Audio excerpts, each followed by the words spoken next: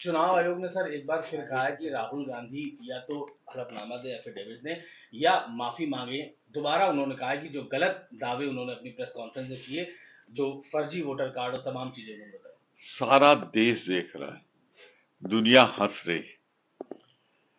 राहुल गांधी जी ने 5 पॉइंट सिलसिलेवार और आधार क्या बनाया है, उन्होंने खुद इलेक्शन में इस्तेमाल हुए डॉक्यूमेंट को बनाया है। इलेक्शन कमीशन पर एक गंभीर आरोप है, उन्हें अपनी निष्पक्षता प्रमाणित करने के लिए जवाब देना चाहिए। अरे एफिडेविट पे तो आप बोलो, शपथ पत्र पर आप दो, आप ही के पेपर पर हमने सारी बातें सार्वजनिक रूप से प्रेस कॉन्फ्रेंस में कह दी है। अब इलेक्शन कमीशन क्यों हिचक रहा है, क्यों डर रहा है? बताए ना इन आरोपों का जवाब, हलफनामे पे दें, ऐसे दें। और हलफनामा तब दिया जाता है जब आपके डॉक्यूमेंट ना हो। डॉक्यूमेंट तो सब आपके हैं, तथ्य हमने सारे रख दिए हैं। इतना याद रखें भारतीय जनता पार्टी के लोग, चुनाव सिर्फ होना ही नहीं चाहिए बल्कि निष्पक्ष होता हुआ दिखना भी चाहिए। राहुल गांधी ने सिलसिलेवार मकान नंबर देके, विधानसभा क्षेत्र का डिटेल देते हुए, राज्य का देते हुए, राज्य के आधार पर सब दे दिया। और आपसे मांगा जा रहा है इलेक्शन कमीशन मिस्टर कि आप हमको वो आंकड़े दीजिए, आप दे नहीं रहे और हलफनामा मांग रहे हैं। अरे ऐसा मत करिए, लोकतंत्र में निष्पक्ष चुनाव हर मतदाता का अधिकार है। मैं कहावत के रूप में कह रहा हूं, इसे कोई अपने ऊपर न ले। चोर चोर मौसौरे भाई की कहावत है। एक तरफ इलेक्शन कमीशन बोलता है, दूसरा स्पोक्समैन बन के बीजेपी बोल देती है, फिर बीजेपी बोलती है तो इलेक्शन कमीशन बोल देता है। क्या हो रहा है?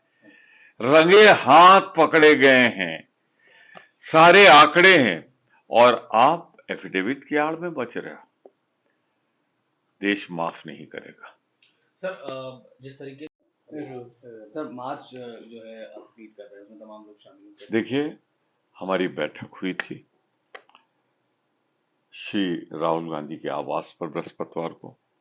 उसके बाद श्री मल्लिकार्जुन खड़गे जी ने बैठक बुलाई थी। हम सब ने ये तय किया है कि सारे तथ्य रख दिए गए हैं और सारे तथ्य से हर आदमी सहमत है। अब हम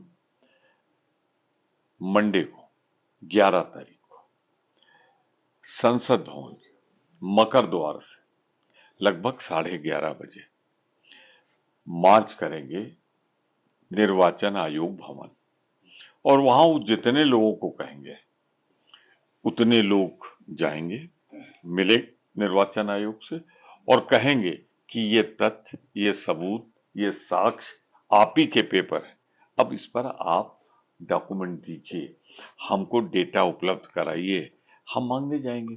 और इलेक्शन कमीशन के सामने एक बहुत शानदार मौका होगा कि जब संपूर्ण विपक्ष के नेता उसके दरवाजे पे जा रहे हैं तो वो वहां तथ्य उनको उपलब्ध करा दे, जो सही है जो गलत है अपनी बात कहें।